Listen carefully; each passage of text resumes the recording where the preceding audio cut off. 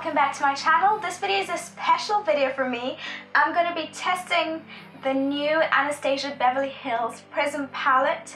I was so excited to receive this in the mail yesterday. I couldn't film a video yesterday because I've been so sick this past few days, but oh my god, look at these colors. I just had to share these colors with you.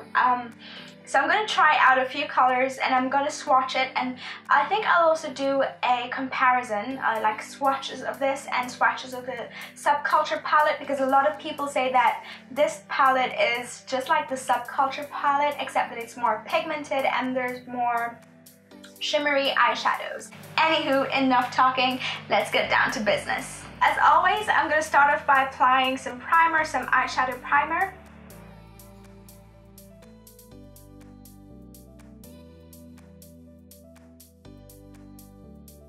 As a transition color, I'm going to apply this color here. It's satin, it's called satin, and it looks like a kind of brick color. I actually like this color. This reminds me of the burnt orange in the Modern Renaissance palette. I'm just going to apply it in the crease here as a transition color. I hope that I'm in focus. It actually applies quite well. I think I should have let my primer sit a bit longer. It's only been sitting on my eye for like 30 seconds, so I'm finding I have a bit of difficulty blending here, but that is probably because the primer hasn't dried up actually. Okay guys, so I'm done putting the shadow on this side here. Well, I'm practically done. I just added a bit of another layer just to make it more visible, and I've noticed that I had the same blending problem on this side, but it's getting easier now. I don't know why it's getting easier. It's getting a bit easier now, but that kind of frustrated me. I don't know what it is today. I actually like the color. I think it's really pretty. I just wish it was a tad easier to blend in. But I don't feel like it has something to do with their shadow. You know, I think it has something to do with my primer actually. Maybe my primer is not compatible with the new formula that they've been using in their shadows. I have to check if this is done with the same components as a SUBCULTURE palette. The SUBCULTURE palette, for the most part, I felt like it was a bit more problematic than Modern Renaissance, but it wasn't as dramatic for me as the others, except when it was delivered to me, two shadows two shadows were broken, so I had massive fallout everywhere. Therefore, I didn't really get to enjoy the palette because it's just been a bit of a struggle, and I think that since I tried to pack it back in, it lost a bit of the pigmentation, but I can definitely tell that the colors that were broken were very pigmented. We're going to use this color called Parallel on the inner crease.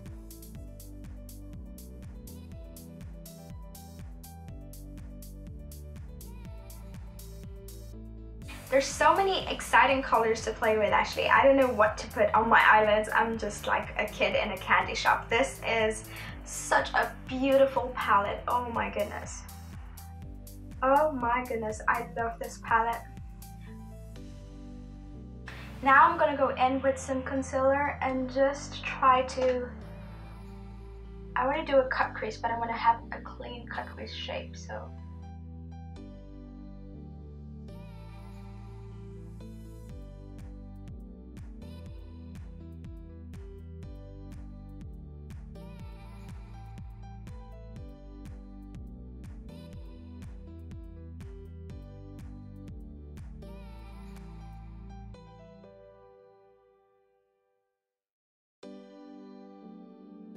Okay guys, this was a bit of a hard decision, but I think I'm gonna go for this color, Pyramid. It was such a hard decision. If I could, I would just wear all of the shimmery colors. They're so gorgeous. Oh my gosh, this color looks so beautiful. Do you guys see this? Oh my goodness, look at this. This is gorgeous. Wow. Wow.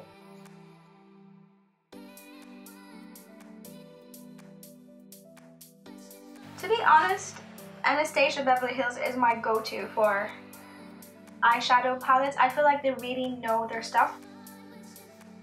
And what I like is that a lot of their palettes, you can use them for night and day. Like you can use them for practically every occasion, you know, whether to go to work, whether to go to a party or something like that, you know. There's some other palettes which I feel are very restrictive, but their palettes never disappoint. This palette I feel is more WOC friendly than the previous palette, than the Subculture palette actually. I love this. Oh my goodness. Yeah, this is the stuff. Let me just blend it in. Where's my blending brush? Okay, so unfortunately all of my brushes seem to be dirty, so I'm just going to use the same crease brush. I'm just going to go over the crease here to kind of reduce the sharp lines from the cut crease. I'm just going to put in a bit more on the outer V. I'll probably go in with a bit more gold. Oof, this color is everything. Oof. Just gonna go in with a bit more gold.